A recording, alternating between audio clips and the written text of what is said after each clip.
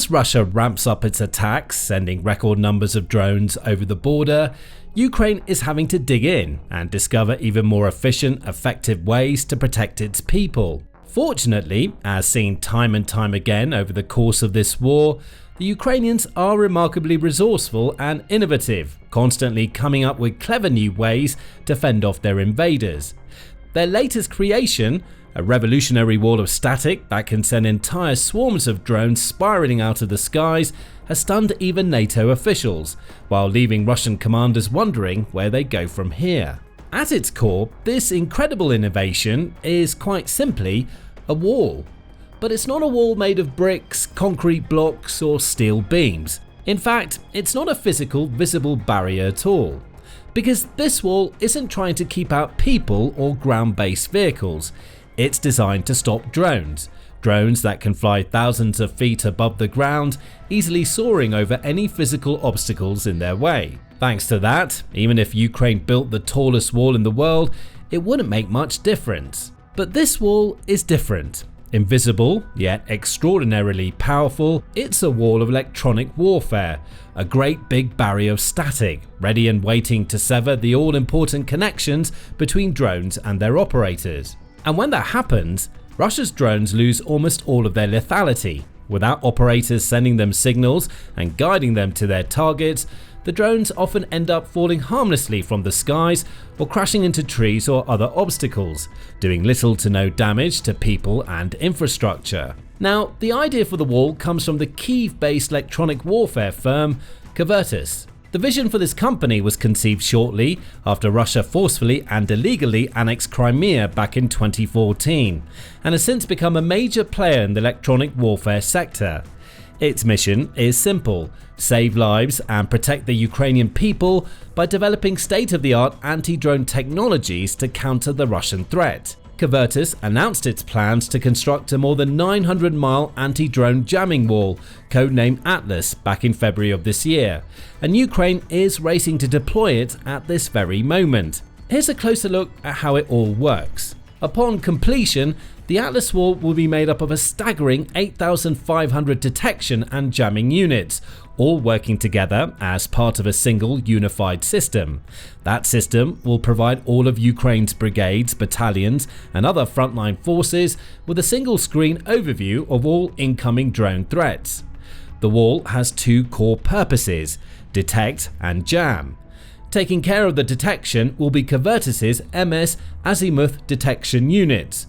These are capable of spotting incoming drones from miles away, around 18 miles or 30 kilometers to be precise. They can pick up various signals from in-range drones to pinpoint their locations and understand their directions of travel too. The jamming, meanwhile, is handled by Kvertus's Mirage units. These intelligent jammers were designed after an extensive review revealed that existing Western jamming systems weren't always working ideally on the ground in Ukraine. Such systems often have problematic limitations, like the fact that they use lots of energy or require regular manual operation or maintenance. This is something that Kvertus's commercial director, Sergei Skorik, explained in an interview with the Institute of Electrical and Electronics Engineers (IEEE). The problem with existing systems is that they are very heavy and very power hungry. They're also quite difficult to operate, especially if you're in a situation like ours, when we had to replace many of our trained soldiers with new recruits from general mobilization. As a former military officer himself who has spent plenty of time on the battlefields of eastern Ukraine, Skorik knows only too well how those kinds of problems can lead to casualties and even loss of life. He's seen the devastating damage that FPV drones can do firsthand, witnessing the deaths of many of his friends, and he knows how important it is for Ukraine to have stronger defensive systems that are also as safe as possible to use. That's why Kvertus's Mirage jammers are the perfect fit for the Atlas wall. They bring three massive benefits to the table. Firstly, they're able to jam a massive range of frequencies from 0 all the way up to 6,000 MHz. Thanks to that, it doesn't matter what frequency the Russians choose to use, the Atlas wall jammers can be easily readjusted to bring them down. This is hugely important, as Russian drones have begun operating on a wider range of frequencies in order to bypass existing EW defenses. Second, the Mirages are remarkably energy efficient. While actively jamming, they consume a mere 250 watts of power. When they're on standby, that number drops to just 50 watts. In more easily understandable terms, that means these jammers have up to 20 hours of battery life. In comparison, most conventional jamming systems, including those that Ukraine has been relying on up to now, can last a mere handful of hours before running out of power. Pound for pound, the Atlas wall won't exert anywhere near as much pressure on Ukraine's electrical grid, which is so important right now, as Russia regularly targets the likes of power facilities and substations in an attempt to cripple the country's energy infrastructure. Third, and perhaps most important of all, the Mirages do not require any manual operators to activate their jamming functions. That means they can start jamming more quickly, and nobody has to risk their lives going out into dangerous areas to flick switches and so on. It's a much safer system to work with all around. As Sorik explained, the idea is to be able to control the jamming and detection network from a safe place. We don't want people to have to go out there having to press buttons. Too many people have died like that. Even the smallest drones can fly at 80 miles per hour, so every minute counts. This is why Atlas could be a game-changing innovation, protecting not just the lives of civilians in cities hundreds of miles from the front lines, but also saving countless members of military personnel who would otherwise be tasked with putting their lives on the line to manually operate and maintain more primitive anti-drone systems. Atlas also has the benefit of being reasonably cost-effective. At more than $130 million, it's not exactly cheap. But when considering the size and scope of this project and the sheer quantity of drones it could stop and lives it could save, it could easily pay for itself 100 times over. Plus, various figures and entities have already made significant investments in the project, like Ukrainian Olympic fencing champion Olga Karlan, the Ukrainian bank PUM, and Ukraine's largest hospital chain, Dobrobut, to name but a few. Once the funding goal is reached, Kvertus officials hope they can have Atlas up and running in its entirety by the end of the year. Stretching hundreds of miles across the country, close to the front lines, it could significantly reduce the effectiveness of Russia's drone swarms. However, like any other military innovation, Atlas isn't perfect, and it's important to be realistic regarding its downsides. One issue with any large-scale jamming system like this is the risk of accidentally jamming the wrong drones. Atlas doesn't have any kind of advanced artificial intelligence that would allow it to discern between Russian drones and Ukrainian ones. It simply jams pre-programmed radio frequencies, and anything operating on those frequencies is affected. As such, operators will have to be extremely careful to avoid any issues where they inadvertently set the wall to jam the same frequency as their side's drones are using. That could be catastrophic, leading to Ukraine's own drones falling from the skies. Fortunately, with clear communication, this issue is relatively easy to avoid, and Ukraine's armed forces have a proven track record of being very attentive to detail. Thanks to this, they're not likely to make a costly mistake like jamming the wrong frequency. Another issue is the fact that there are simply so many frequencies to choose from, and identifying the right ones to target could prove quite a challenge. As Lyuba Shupovich, the CEO of Dignitas Ukraine, explained, "It's a constant cat-and-mouse game. Drone frequencies can change within a single day. If the enemy sees that a frequency range like 5.2 GHz isn't jammed, they'll start using it. What's more, even in a single frequency band, there are thousands of possible combinations to consider." Fortunately, Ukrainian intelligence has proven remarkably effective over the course of the war. There have been many reports of Ukraine's agents being able to hack into Russian networks, steal sensitive information, and listen on enemy communications. Just recently, for example, Ukraine's Defense Intelligence Agency, HUR, revealed that its hacking experts had stolen top-secret information from the Russian Navy, including classified data about one of Kremlin's most valuable nuclear submarines. It's not infeasible, therefore, to imagine that Ukraine could use its superior intelligence to learn which frequency Russian drones are operating on and then target those specific frequencies along the length and breadth of its Atlas wall, disrupting many drones in their tracks. Power is important for electronic warfare too.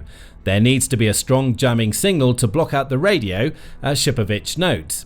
If your radio signal is stronger than the jammers, it can still overcome interference.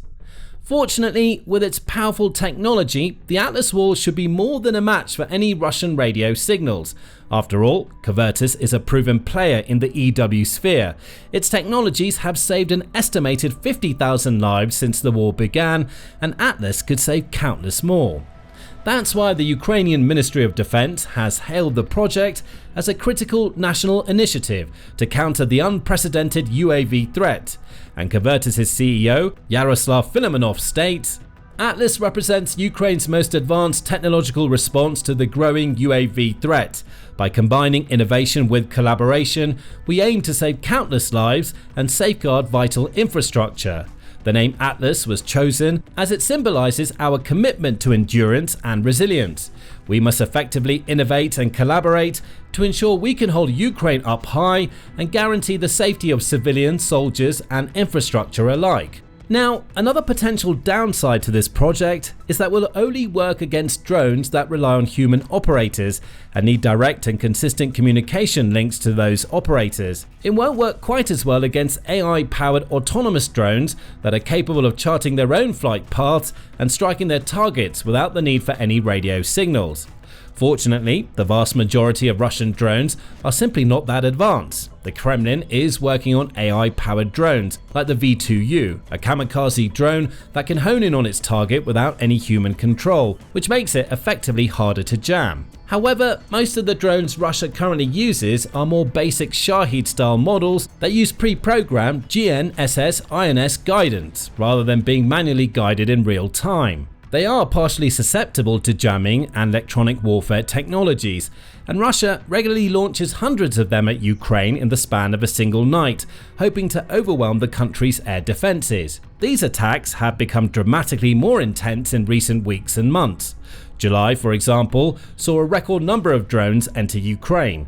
The grand total was 6,297, which was a 16% increase over June and more than 14 times as many drones as July of 2024, showing just how much Russia has ramped up its drone warfare over the course of the past year. Dozens of civilians were killed as a result of these attacks, with many more people injured, including children, and multiple civilian buildings damaged and destroyed, including residential homes and a kindergarten. Russia has kept up the pressure into August, clearly demonstrating a full and complete commitment to using as many drones as it possibly can in order to grind down Ukraine's resolve, resistance, and morale. The Kremlin is also mass-producing drones at factories like the Yelabuga production plant, where Russian teens, some as young as 15, are tasked with assembling components before shipping newly built drones off to the frontline hotspots. Ukraine's defenders are doing the best they can in the face of increasing adversity and ever larger swarms. They routinely bring down a large percentage of the drones Russia sends their way, but they can't stop every single one. Some invariably sneak through and bypass Ukraine's saturated defense systems, leading to the aforementioned deaths, damages, and injuries. That's why new, strong systems like Atlas are so vital, and it's imperative that this project gets the funding it needs so that construction can be completed as soon as possible. Because once Atlas is up and running, Russia's drones could become significantly less effective, especially for drones dependent on operator links or GNSS. Indeed, if Ukraine's forces can pinpoint the right radio frequencies, entire swarms worth millions of dollars in total could hit the invisible static barrier and fall harmlessly into farmers' fields and woodlands, far from urban areas and civilian populations. It could well and truly transform the state of play, giving Ukraine some much-needed respite from Russian bombardments and leaving the Kremlin with a serious headache as it tries to work out a way to bypass a barrier it can't even see. And when comparing Atlas to existing conventional anti-drone systems in use in Ukraine, like the NATO, Damba, Beton and iPetri mobile EW systems, it becomes even more clear what a valuable addition it could be. These older mobile systems have proven effective in the past, but have obvious downsides, like the fact that they all require teams of manual operators to manage, maintain, and use them effectively. Vladislav, also known by his call sign Vitamin, is one of those operators. He's part of the 141st Separate Mechanized Brigade, currently operating in a hotly contested stretch of frontline territory in Donetsk, not far from the border with the Dnipropetrovsk region. Russian assaults here have intensified in recent months, with Moscow's forces eager to gain ground and wear down Ukrainian defenses. Still, valiant defenders like Vladislav hold the line. Operating out of tight trenches, Vladislav's role is to monitor and maintain Damber jammers. As he explained, this device is used against first-person view FPV drones. When a Russian drone is flying, the guys in the RPU intercept its frequencies and take over control. They switch on Dammer and jam it. Unfortunately, the system doesn't always work the way it should, and unexpected impacts or issues can disrupt its operations. If and when that happens, it's up to Vladislav to take action. My task is to make sure it's running. If there's a failure, they message me in the chat. I'll go reset it or check if a branch hit the antenna. For Vladislav, it's not hard work, but it's extremely important. Without his efforts, the Damber jammers could quite easily stop working, allowing Russian drones to fly through the area undeterred. The work isn't hard, but it's necessary. At minimum, it takes 2 people. You can't be here alone. Meanwhile, other operators also work out of nearby camouflage bunkers to control the Damber's operations. Sitting behind an array of computer screens, they scan the skies, read the data feeds, and make any necessary adjustments to ensure the jammers do their jobs correctly. Vladislav explained, they adjust the altitude, intercept the video feed, and calculate the direction. One handles the video, another tracks location, and a third jams the signal. That means Ukraine has to dedicate teams of at least 5 people, 3 in the bunkers and 2 in the trenches, to keep a single mobile jammer operational. All of those individuals, especially the maintenance crew like Vladislav, are constantly at risk. With Atlas, everything would be simpler and safer. The Kvertus jamming and detection units would do most of the hard work on their own, and their extended battery lives and minimal power consumption rates would make them much more straightforward to manage and maintain. Plus, the system would have a dramatically greater range than any mobile EW platform ever could, protecting vast swathes of Ukrainian territory and an innumerable array of towns, villages, and cities from Shahids and more. It's no exaggeration to call Atlas a tide-turning prospect, and it's just one more example of Ukraine's inspiring innovation and remarkable ability to adapt to the difficult, dynamic conditions of this war. Time and time again, even as Russia has rewritten its doctrines and flipped the script on its strategies, Ukraine has been able to dig in, make changes of its own to keep its enemies at bay. And now, with Russia going all in on drone attacks, Ukraine is equally going all in on drone defenses. It's doing everything possible to keep its skies Shahid free. That includes setting up volunteer units, like the Witches of Bucha, who work normal jobs by day and take to the forest by night to fire on any drones that come into view, as well as investing in state-of-the-art defensive systems like the AI-powered Sky Sentinel machine gun turrets, which can spot drones in an instant, calculate their speed and direction of movement, and fire in just the right places to bring them down with ruthless precision. Ukraine is also getting plenty of assistance from its allies around the world in its ongoing battle with Russian drones, including state-of-the-art spy planes from Slovakia and air defense systems from allies like the US, UK, and Germany. With all this, plus Atlas and other projects in the works, Russia will find it increasingly difficult to deal any sort of serious lasting damage with its drones, forcing its president, Vladimir Putin, to once again rethink his strategy and perhaps, at long last, accept that this is one war he has no hopes of winning.